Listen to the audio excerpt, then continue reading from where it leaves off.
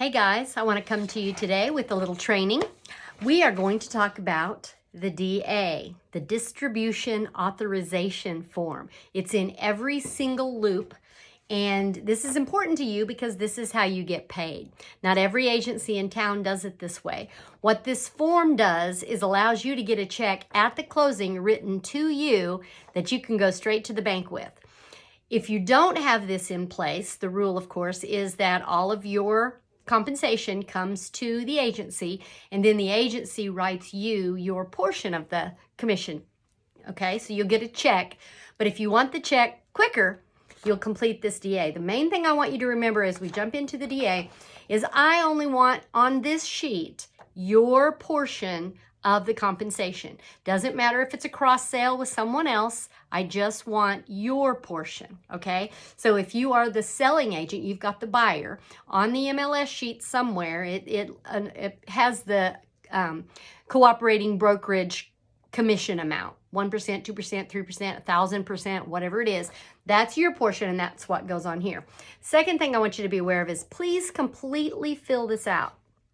You have all this information. Well, there's one thing that I'll let you off the hook, but you have all this. Please don't make me go look it up, because then I have to get into every document, and you've already got it. You know the address. You know how much you're getting paid, so you know how to fill this out. So you're going to get started on the top. You're going to put, of course, the closing date and your name, okay? Then we're going to get into the property address, okay? Buyer and seller, even if you only have one or the other, go ahead and fill it out completely. It's right there on the contract. It's super easy for you to do that. And then it says that our office authorizes the title company to do all this. And so you're going to write the title company in there. Now, if you want to put the closer's name, hey man, that makes it great in case we ever have to go back and double check. Again, you know who's closing it. Now, the one thing I'll let you leave blank is the fax number. Do they even fax anymore? One of these days I'll get around to make a new form, but until then, this form works just fine. So then we get to the actual commission part. So you're going to put the contract purchase price of the property. You know what that is. Make sure you've kept track, though, if there's counter offers or if anything's been changed due to the TRR. Sometimes the sales price gets altered. So make sure you have the correct purchase price, okay? Then it says paid by seller.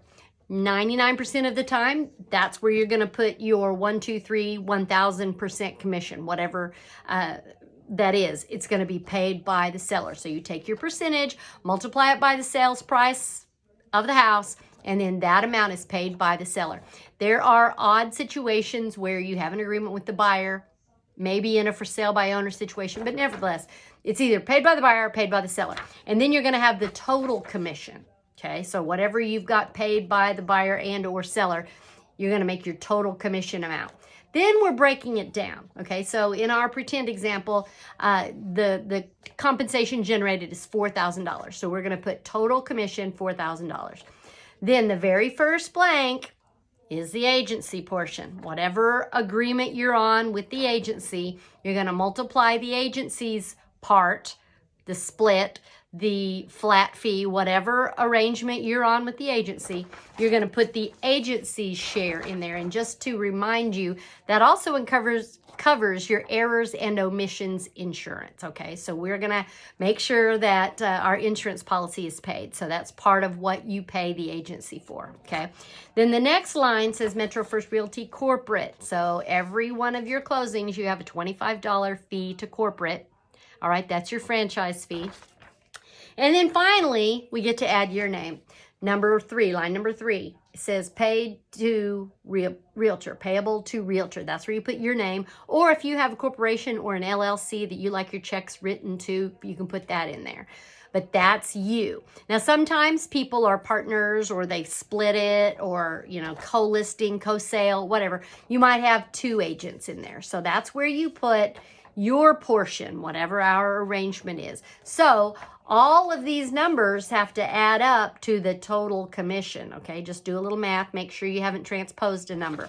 All right. Then if you want to scroll down just a little bit, it says there's other fees. And every once in a while, you'll have a referral fee that you need to pay to another agent.